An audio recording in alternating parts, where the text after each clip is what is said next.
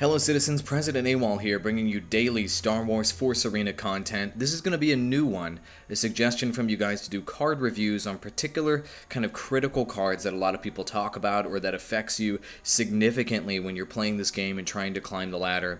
And in this video we're going to talk about the AT-ST Walker, which I feel is one of the most impactful cards in the entire game.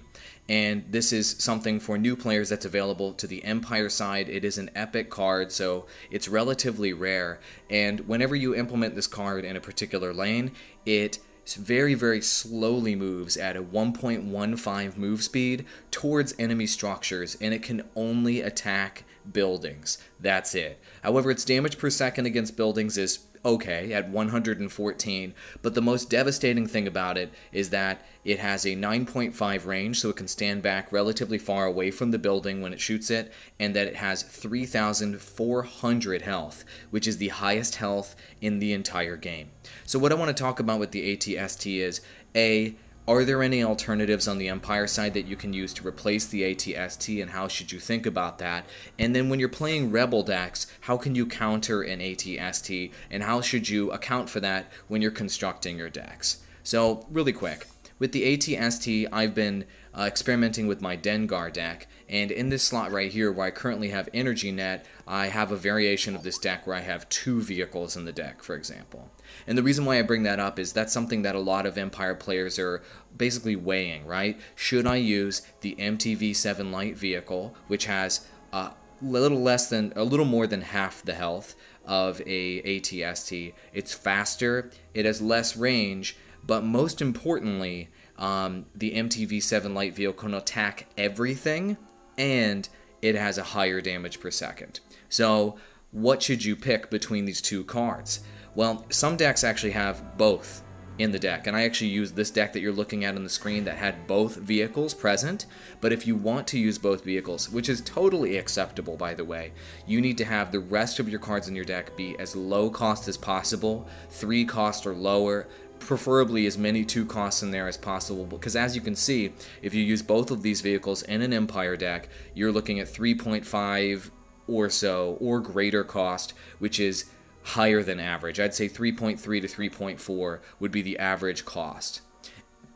Now, the advantage of using both of these vehicles in one deck is you can throw, say, MTV7 Light vehicle in one lane, and then you can throw AT-ST into the other lane, and then the enemy is forced to counter this unit, or to counter vehicles in both lanes, which can confuse some opponents, and if they only have a few counters to vehicles, then perhaps this would cause an issue for them. I found that it didn't perform as consistently as I would like, and I prefer to have just one vehicle and then have an ability such as a net in my deck, or such as a Dioxis grenade in my deck in lieu of one of those vehicles to make my decks faster. Regardless, what can you replace the AT-ST Walker with if you're playing Empire? And the most clear answer, of course, is the MTV7 Light vehicle. Hands down, the most comparable card possible. However, like I mentioned earlier, the health is so much lower, and the impact, the game-changing impact of a light vehicle versus an AT-ST in terms of how much attention the enemy needs to pay to that particular unit is much lower. Kind of the threat level, if you will, is much lower with a light vehicle versus an AT-ST. Arguably, the AT-ST has the highest threat level, or at least like perception of threat level of any card in the entire game. Keep that in mind. When you deploy it, you're going to have all of the attention of your enemy in that situation. Another card that is kind of comparable and is sort of in the same category, unfortunately is not a part of the Empire set. And the card I'm talking about is going to be the Gonk Droid, the Unstable Gonk Droid, which is another card with a high HP that only focuses on buildings, but in this case it has to be next to the building and explode on that building. So when you're looking at Empire, that's it. You're either AT-ST or your light vehicle, and you'll be hard-pressed to find any decks anywhere in high rankings in this game that doesn't either use this vehicle or the other. So the question is, if you're playing Rebel and you're just getting wrecked by AT-STs all day, how do you counter this card? Well, fortunately for Rebel, there are an amazing amount of counters that you can use against this card. And for the most part, it's going to be lower cost mobs, and let's just go over them really quick. Something like a Twi'lek Rebel does really well against AT-STs, 1 cost, you can throw it, and it does roughly 130 damage per second to that ATST. However, the Rebels don't do enough damage on their own to counter ATST directly. You're probably going to need to deploy a second set of lower cost units to counter that. And that second set could include cards like Marauders, which do even more damage per second, and they do have an advantage versus ATST. They do about 150 damage per second total. Also a decent counter is Rebel Troopers, also a counter to ATST. However, they do about 130 damage per second, so less than Marauders.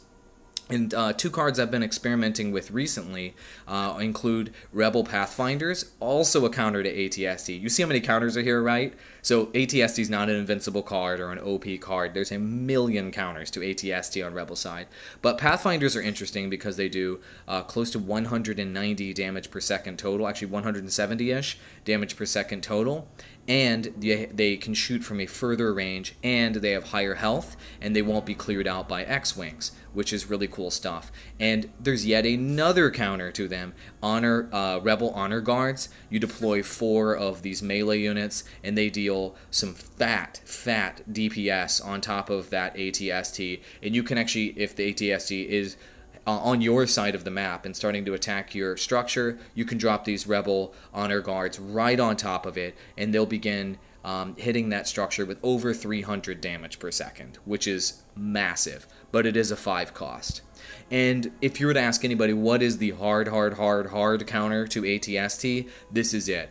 Polar Bear with a minigun, the Gregorian Rebel. This is the card that it's not even listed here as being strong against it. I think it's very strong against ATSTs. If this Rebel basically sets up and it starts focusing that ATST, it will melt it down within 4 seconds.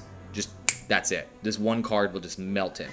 The big problem, though, with Polar Bear with a minigun when you're looking at it as an ATST counter is it is a 5 cost counter.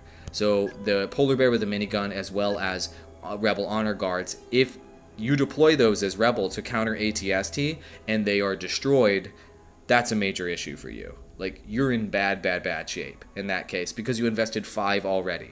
So I recommend, if you're getting lots of ATSTs, which you'll have tons of ATSTs again, that you're going to be up against at any given time, go with the lower cost counters, such as Rebels, such as Troopers, and such as Marauders. Those are going to be your kind of staple counters, as well as Pathfinder, that you're going to find on the Rebel side to be able to counter them very effectively. So, at the end of the day, if you are looking to put together a Galactic Empire deck and you're saying, you know what, I don't yet have ATST. That was me for a while. Before I was like raiding 2000, I didn't have one yet. I just didn't get one from any of the packs. It is not entirely necessary to be able to be successful at this game playing ATST. The deck I'm running right now, I'm 25-2 with it, and I've been climbing back up the ladder with this Dengar deck. It has no ATST in it.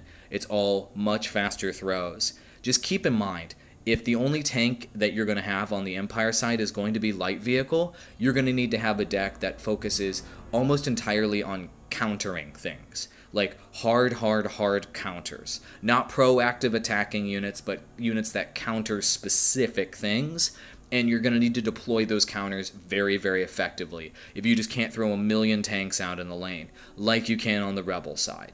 And that's one of the kind of nuances of Empire, is that you essentially only have 2 tanking options, your AT-ST or MTV-7 light vehicle, whereas on the Rebel side, and I've mentioned this many times, you've got your light tank as a tanking option, you've got Wookiee Warrior as a tanking option, and you've got Rebel Honor Guards as a tanking option. Arguably, the Rebel Warrior, the Dracelian Rebel Warrior is a tanking option at 1000 health, and the Unstable Gonk Droid at 1600 health is a tanking option. Whereas on Galactic Empire side, you got those 2 vehicles that I mentioned, and you could argue that this probe is a tank. Some of you guys have said that in the comments. It's got 900 health. Nah. you're a little bit lighter on tanking options. So it's just a different dynamic on the Empire side. And once you get AT-ST, I highly recommend experimenting with it. And this is the last thing that I'll say about it. You need to properly defend AT-ST for it to be effective. Because Rebel has so many counters, they can melt it instantly. And since you made a 7 energy investment in this one unit, you better keep it alive for as long as possible. And there's one of 2 ways to do that. So either you can pressure really, really hard in one lane and have really nice counters and have a really efficient defense in one lane, and then that lane starts pushing up towards your enemy. And then you deploy in the other lane a naked AT-ST, if you will, an AT-ST that has no support behind it. That can work, because then the enemy has to decide which lane that they want to counter and which lane they want to defend against. AT-ST can thrive in that situation. A situation where AT-ST cannot thrive is one where you just chuck it in a lane, it's the first unit to be there, you're out of energy, and you know your opponent has some energy to counter your AT-ST with, and you just hope that it's going to be successful. And there's no other units on the map.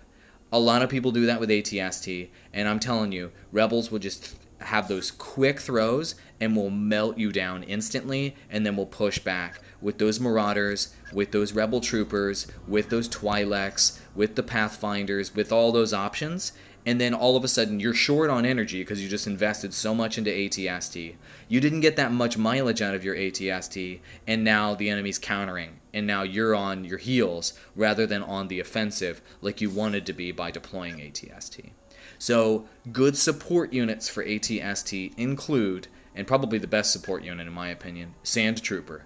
You throw Sand Trooper behind it, it's got decent range, it does huge area of effect damage with those bolts. We're talking 224 a pop, just bam, just explodes those fodder units like those Marauders and Twi'leks, instantly melting the Twi'leks and the Rebel Troopers, two-shotting the Marauders, two-shotting Pathfinders, and it'll 3-shot Rebel Honor Guards. Amazing support unit, probably the best support unit for AT-ST there is.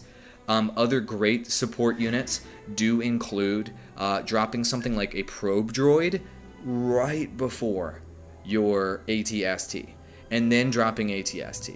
And so when the enemy ends up throwing in Marauders or throwing in counters or whatever, probe droid will explode, killing all of that mob, which is really, really good stuff. It really is. And another great support card to go along with your AT-ST, and you could argue that there are other good ones, but I'm just telling you the best ones, is just TIE Fighter. Enemy, you drop your AT-ST, enemy throws out 3 quick throws, they blow all their energy, they're like, I'm going to melt this AT-ST, everything's going to be great. They've got lots of low health stuff on the ground. TIE Fighter it, it's all gone. 311 damage, just wipe it all. AT-ST at that point has like half of its health, it's drilling that enemy building, you're in great shape. TIE Fighter with that air support can be an amazing complementary card to AT-ST. So that's my review of AT-ST. And overall, should you play this card? Yes. You just need to build a deck around this card because it's such a fat energy cost. It's the second highest energy cost card in the game to my knowledge, right behind Ben Kenobi. Thank you so much for watching. Let me know if you want to see more card reviews in the future. I can do one for each card in the game and speak to it individually. I hope that it helps you think about the card maybe a little bit differently, especially for new players and kind of mid-tier players that are looking to accelerate and looking to kind of elevate their thinking around individual cards. Let me know if you want more of these in the comments. Throw in my avatar on the screen. Click that to subscribe. And turn on notifications to guarantee that you're going to see my videos. Notification Squad. Appreciate you guys. 2 more videos over here. They're amazing because they're mine. Watch them. Click them. Thanks for watching. Adios, amigos.